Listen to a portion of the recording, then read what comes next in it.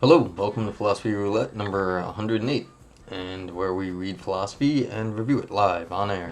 Please join me. You can come and chat, ask questions. I don't know the answers, but I'll make something up. You can also send me something to read if you think it'd be good if I read it. So let's see what we got on the new journal articles. Emotion review. What is emotion review?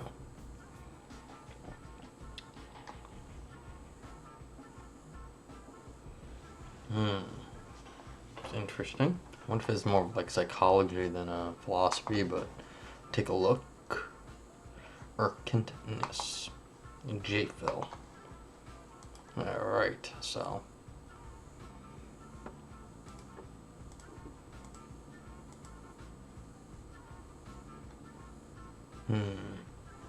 Alright, no page numbers over here, so let's just take a look. Although I fear it's a psychology thing, so it'll be very small font and double columned, so everything will be twice as long as it actually says. Yeah, what is this journal? Alright, so let's just see what this is.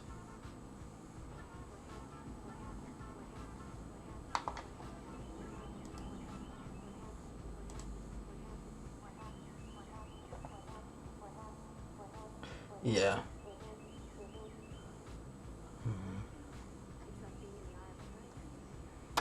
Yes, looks like psych. Well, that's okay. But yeah.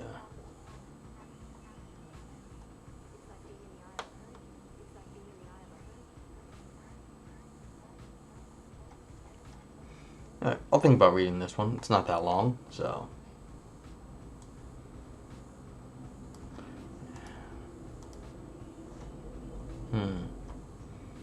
Let's see, the status question. Qua est. This, I don't know what this word is. Qua estionis. Is that some Latin? I don't know. Questionis is often summarized as a question of whether the emotion is evoked by exemplifying a wide range of positive core values or a more restricted set of values associated with attachment. This conclusion is premature. Study participants associated with being moved to interactions. Yeah, so this is a psych study. Loved ones not merely for what they exemplify, but also for their effective bond to them. Being moved is elicited when we apprehend the value of entities to which we are connected through basic as well as extended forms of affiliative attachment. These comprise people, certain objects, and even abstract entities, including the unshakable life-guiding ideas we call core values. Okay, so yeah, this is, I don't know. Not entirely sure if this is philosophy or psychology, if that's like a study or something. The forthcoming have page numbers in Urgentness. Chalmers argument. Oh, I read this one. Yeah. Disciplinary causation and the interaction gap. Epistemology of the language. Come on, why so long, papers? Let's see what else we got. 1 to 51, so it looks like there's lots of short papers here. Indeterminism, are real numbers really real? Is the reality criterion analytic? I think I read that too. Get all the short ones. Semantic theories, methodological. Did I read this also? I think I remember this name. So, keep going real fast. Note a language on contingent necessity makers.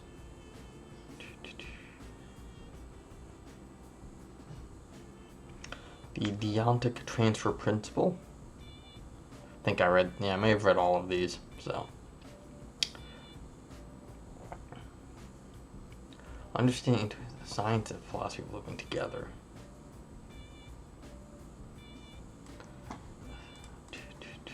Let's see what that is quick.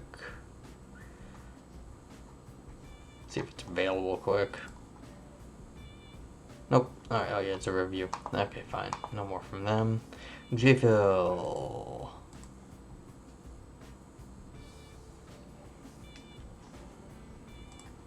Nothing. Okay, no page numbers on any of these.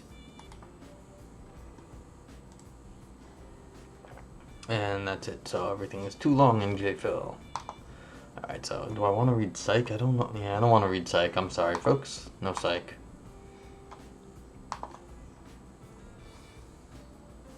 We got a, what is this? French philosophy, which would be cool. Medical humanities, again, a little bit. Free birthing is a clandestine practice whereby women intentionally give birth without healthcare professionals present in countries where there are medical facilities to assist them. Has social okay, so this is sort of like anthropology almost. Let's see what Mind has to say. I mean, I have nothing against the other stuff. It's just I'm gonna be like, okay, that's what their study says. Okay. Ooh. Okay. So we've got 1 to 13. Human being, bodily being. Oh, it's a review, and that was it for this. So let's see if anything else is in Mind is of length. The gate. Oh yeah, I was trying to read some of this stuff the other day. Self-locating beliefs and updating learning. 579-584. That's a short paper. Let's see if I can get a hold of it. Let's see if it's true that it's that short. It is. Okay, cool. So we're going to do this one. Yeah, I'm a little tired today. I don't think I slept well. So we're going to see if I'm any smarter or dumber. That I can't tell because I wouldn't know. But if you do join me live one day, which I hope you do, you can come in and grab whatever I'm talking about by typing !paper in the chat box. And if you're on YouTube, the link is below in the show notes. If you're not live. Okay. So, cool. Let's download and get reading. Clicky. Make with the clicky.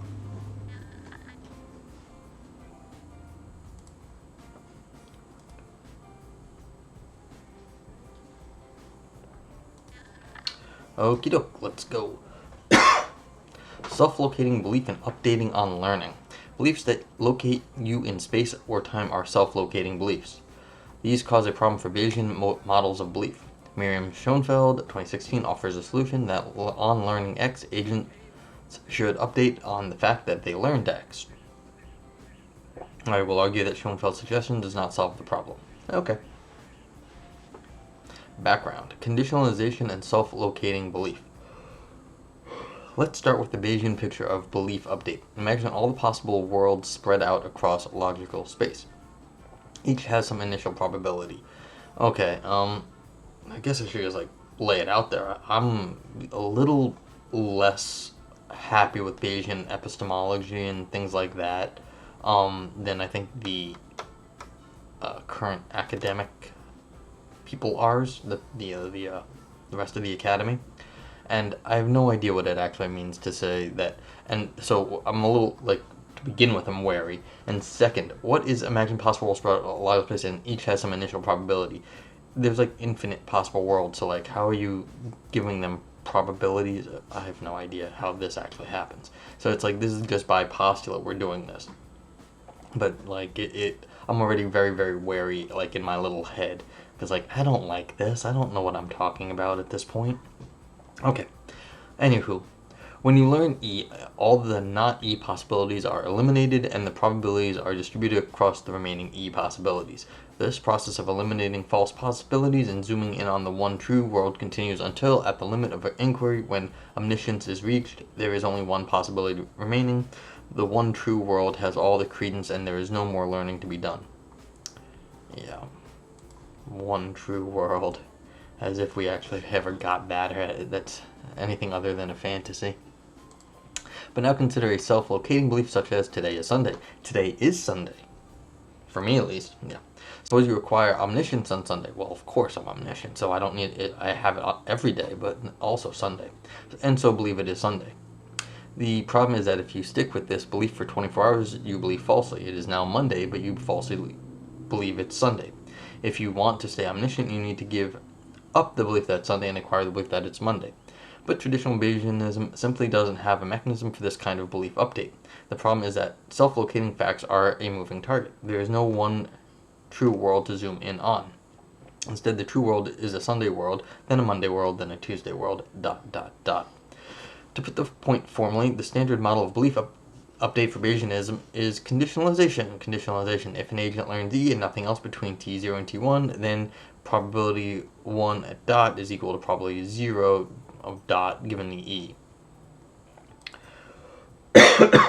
Yeah. So, now consider a self-locating belief such as today is Sunday. You might be certain that it is Sunday, and I am rather certain it is Sunday, and here the clock has struck midnight, meaning it's now Monday. Conditionalization seems to imply that you should believe it is Monday and maintain your belief that it is Sunday, that is, believe it is Sunday and Monday. But clearly this is not what you should believe. Yeah. This suggests that the problem is due to certainty, and then we might solve it by adopting a model in which agents are never certain. But certainty is not essential to the problem. The core of the problem is that self-locating beliefs can be true at one time and false at a later time, and vice versa. Yet the Bayesian model is that of agents eliminating possibilities and zooming in on truth.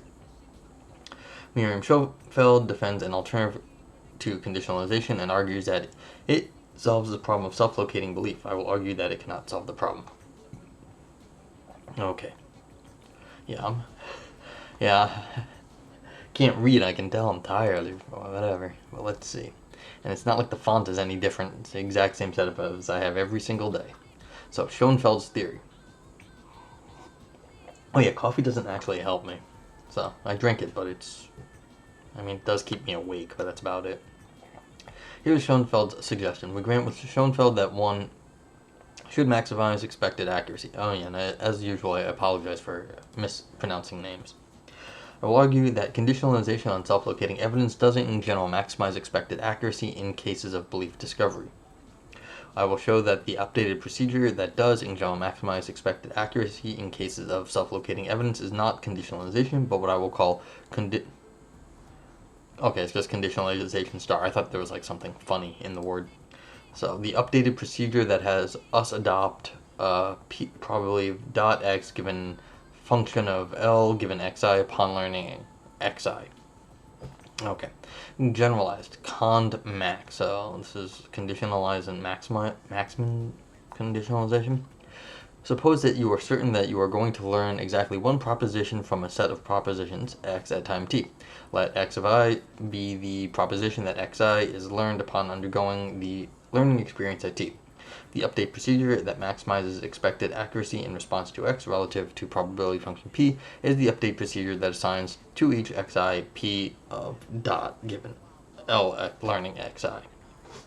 Schoenfeld isn't explicit about whether learning xi is intended to be a self-locating proposition or a non-self-locating proposition.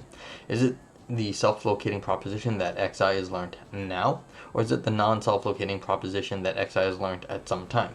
Either way, it seems to run into a problem, so my challenge takes the form of a dilemma.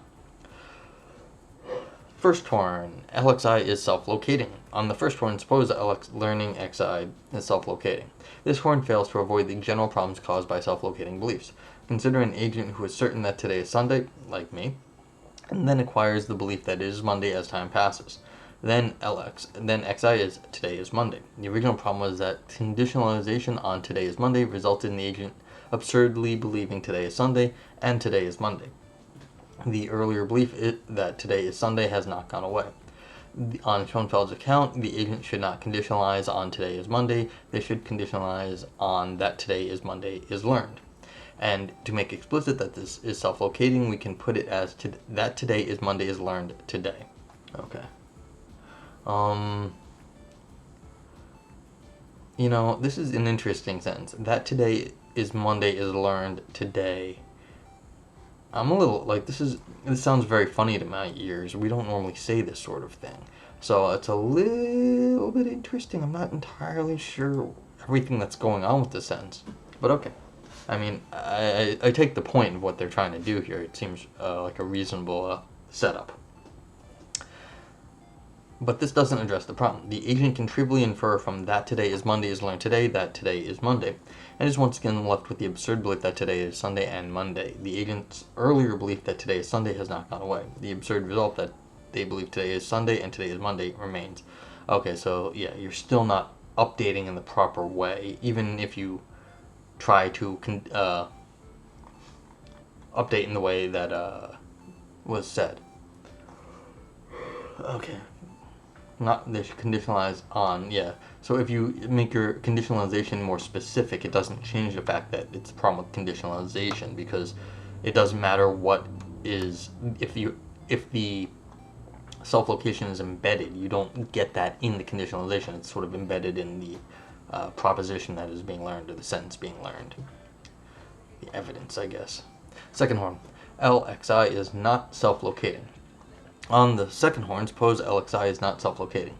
This means the procedure Schoenfeld recommends to conditionalize on the non-self-locating proposition that we're dealing with propositions, that XI is learned at some time. But there are cases where conditionalization on only non-self-locating propositions gives the wrong answer. Indeed, Schoenfeld herself explains the point with the following case. Fairies and demons. Sleeping Beauty is going to be awoken and put back to sleep 10 times beginning on Monday morning. After each awakening, she will either encounter a friendly fairy or an evil demon, and then her memory of the awakening will be erased and before she is put back to sleep. How many fairies or demons she will see will be determined by whether she was blessed or cursed at the time of birth. If she was blessed, she'll see a friendly fairy on 9 days and an evil demon on 1 day. But if she was cursed, she'll see an evil demon on 9 days and a friendly fairy on 1 day. Beauty knows all of this before going to sleep, and her initial credence that she was blessed at the time of her birth is 0.5. Schoenfeld agrees that seeing a fairy confirms that Beauty is blessed, and seeing a demon confirms that Beauty is cursed. Obtaining such confirmations is a desired result of any analysis, and Schoenfeld concedes that conditionalizing on non-self-locating propositions like Beauty sees a fairy on one of the awakens won't yield the desired result. Since Beauty is certain that she will see a fairy on one of the awakens, she sees a friendly fairy on one of the awakens provides no evidence either for being blessed or for being cursed. Yeah. Because it could be the 1 out of 10 or it could be the 9 out of 10. You don't know because you have no background information. And Schoenfeld cannot deliver the desired result. This horn allows Beauty to conditionalize only on something like the non-self-locating. Beauty learns that she sees a fairy on one of the awakenings, which fails to confirm that she is blessed. To get the desired result, Beauty needs to conditionalize on a self-locating piece of evidence, such as I see a fairy today. But self-locating evidence takes us back to the first horn of the dilemma. So generalized con max does not avoid the original problem with self-locating evidence. I guess fairy today, you need to see I saw a fairy yesterday. And no, you need to see I saw at least one other fairy, a fairy on some other day. So either you see 2 fairies or you don't see 2 fairies. That's all that matters. Because that would determine what you're doing. So, alright. Referee suggested a response. Schoenfeld may have a response along the following lines. The view that Lx is a non-self-locating proposition in the form I learned x at time t, or x is learned at time t. T can refer to a time demonstratively. In the fairies and demons case, even if I don't know what day it is when I wake up before discovering whether there's a fairy demon, I can name the time at which I will learn this information. I name it T. It is true then that prior to seeing the fairy on the particular day, then you get the probability is 0.9. This is a tempting thought, but I don't think it can work. Conditionalization requires that the same proposition which was uncertain at the earlier time is learnt at a later time, and there doesn't seem to be any reading of T which allows this. Yeah, because if she gets knocked out, how would you actually know what time you set T to be? So, I agree with the author, not the referee on this one. Authors, not referees, although all the referees tend to also be authors too. I'm like, why? Yeah, okay. Yeah, you need to at least know that, even if you need to know that at 2 times you saw a fairy, or 2 times you saw a demon. That's the only way that you're going to get out of this, and since you can't localize your information here, you can't, self-locate the information, or, well, you need some sort of localization, then you have the problem here. Okay, suppose T refers demonstrably as the referee suggested. So the problem is I see a fairy on this day. The problem is that when she utters on earlier days, this day refers to a different day. Yep. On Sunday, probability I was blessed, I see a fairy on this day equals half, as T refers to Sunday, and seeing a fairy on Sunday is not relevant to being blessed or cursed. So applying conditionalization, I see a fairy on this day. On Monday, we get PR, I see a fairy on this day, I was blessed equals 0.5. This is the wrong answer, because you can't remember. Suppose T means whatever day, if any, that a fairy is seen, but then the proposition learnt tells her nothing new. That is, I see a fairy at whatever day, if any, if that a fairy's day is seen equals 1, so probably I was blessed, I see a fairy whatever day is seen is still 1/2. So I don't think the referee's response can work.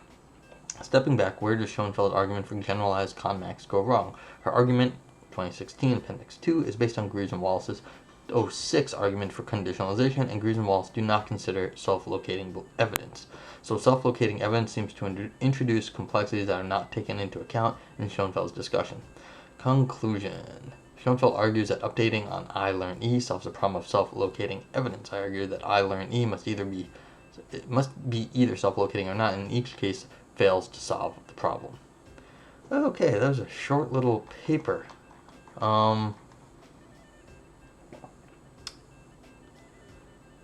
Yeah, not bad. Not much on the suggestion of what to do about this, but I guess not always the point. You don't always need to give positive suggestion, just show that there is a problem with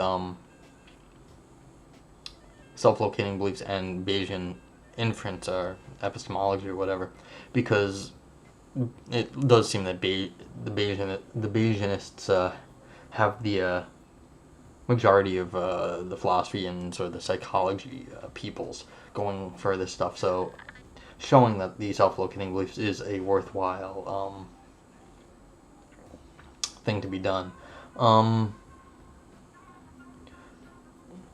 Let's see. So is there anything to be known more? Do I have anything else to say about this? I mean, I could probably come up with some sort of scheme to try to fix this, but it would take some more thought. Because it does seem that there should be some way that the Bayesian could have some sort of temporalized Bayesianism. Granted, it can't be what the author has argued against. I mostly agree with what it looks like here. I don't see any specific problem. But I mean, you could have some sort of temporalized Bayesianism where you can have beliefs that are conditionalized to the day, but then you learn something like today is Sunday, but that is only really you have a time scale, and so you have an index Bayesianism basically. So maybe you could index, and then you'd be like, well, today is Sunday while it is actually Sunday. The index corresponds to Sunday, so then when the index corresponds to something else, then you'd have to update on where your index is, and then you'd be corresponding there. But that's neither here nor there at the moment. So, yeah. Okay, so nice little paper. I guess I'm done for the day because I can't think at all at the moment, or at least I feel like I can't think at all at the moment. So, yeah. Other than that, yeah, have a great day. Stay safe out there. And just send me a message if you want me to read something, or you have any questions, concerns, comments on philosophy roulette in general. Thanks. Bye.